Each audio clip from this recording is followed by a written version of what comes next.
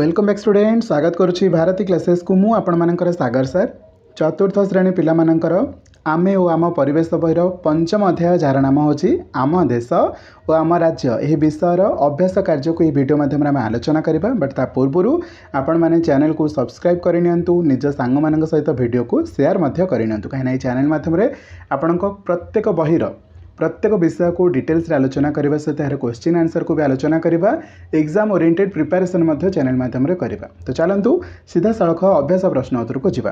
प्रथम प्रश्न कौन पचारछि बंधनी मध्यरु उपयुक्त उत्तर बाछि शून्य स्थान पूरण कर। प्रथम प्रश्न पचारला आम देश में डैश टी राज्य अच्छी आम देश में केतोटी राज्य अच्छी 28 टी राज्य अच्छी तो आम गोल बुलाइबा 28 टी राज्य अच्छी। क्लियर अच्छी। परवर्ती प्रश्न आम देश में डैश टी केन्द्र शासित अंचल अच्छी देख पिला माने आपणक बही रे तो 7 लिखाई परवर्ती समय यहाँ चेंजेस होगी 9 को भी पलैला बट वर्तमान समय 2020 जानुआरी 26 पर ठारू ओके मन रख 2020 जानुआरी 26 पर ठारू आम देशर टोटाल 8टी केन्द्र शासित अंचल अच्छी केतोटी पिला माने ओडिया रे लिखि दउचे एठी 8टी केन्द्र शासित अंचल अच्छी। प्रथमे आपणक बही अनुसार 7टी थिला पुणी चेंजेस होगी यहाँ 9टी कर दिया गला किंतु वर्तमान समय एबे आमर देश में 8टी केन्द्र शासित अंचल अच्छी। जदि आपण मैंने जानवा चाहते कौन कौन कमेंट सेक्शन में आप लिखिदेवी से आपने क्लीयर हो ओके।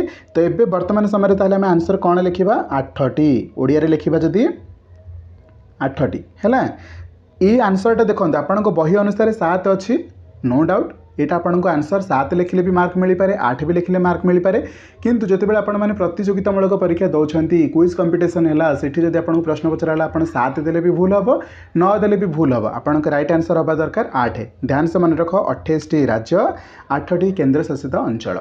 द्वितीय प्रश्न को जावा कोठरी मध्यरु केवल केन्द्र शासित अंचलर नाम बाछि कोठरी रे लेख माने ये आम आंसर लिखा जोटा आमर केन्द्र शासित अंचल यार भितर लुचिकी अच्छी। तो चलतु प्रथम देखा दिल्ली हम एक केन्द्र शासित अंचल लाक्षाद्वीप हम एक केन्द्र शासित अंचल देन अंडमान निकोबर द्वीपपुंज यह एक केन्द्र शासित अंचल। ध्यान से देखो ये डामन ड्यू लिखाई दादरा नगर हवेली अच्छी ये दुईटा जाक पूर्व 2टी केन्द्र शासित अंचल था बट वर्तमान समय दुईटा जाक को मर्ज कर दि जाए मिसई दि जाए यहाँ को गोटे केन्द्र शासित अंचल बोली कहुच्छे। तो ये आम आपण प्रश्न अनुसार 2टी गार पकईदे अलग अलग लिखाई जो डामन ड्यू भी दादरा नगर हवेली चंडीगढ़ होकर आउ एक केन्द्र शासित अंचल पुडुचेरी हो आउ एक केन्द्र शासित अंचल।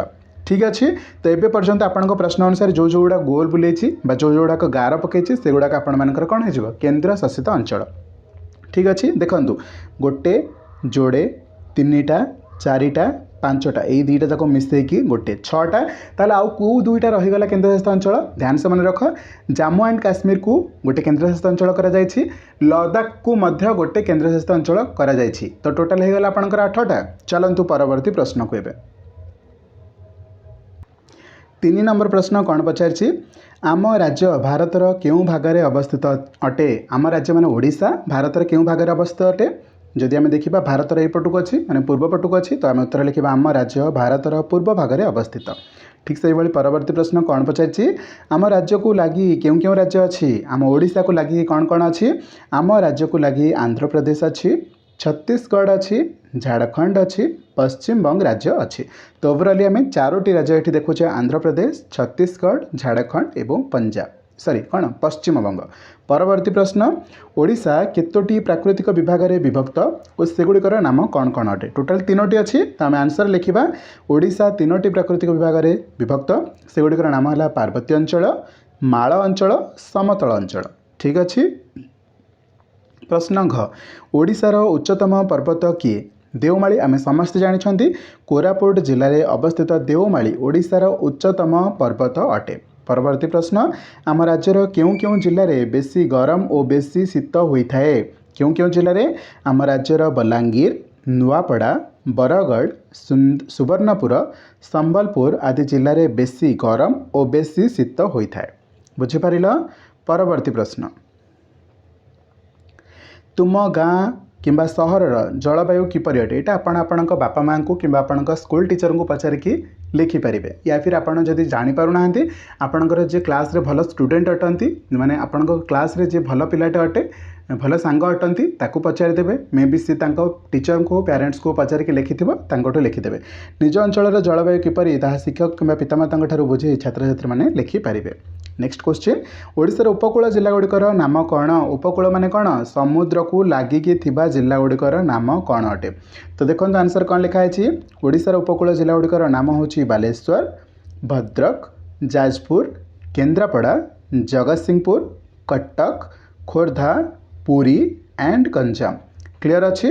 परवर्ती प्रश्न ओडिशार पश्चिम भाग में क्यों क्यों जिला अच्छी ओडिशार पश्चिम भाग में नुआपड़ा बलांगीर बरगढ़ संबलपुर झारसुगुड़ा एंड सुंदरगढ़ क्लियर अच्छी।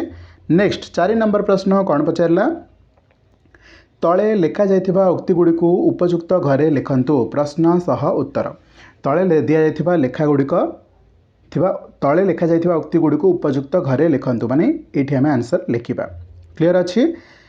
पार्वत्य अंचल गोटे मिनिट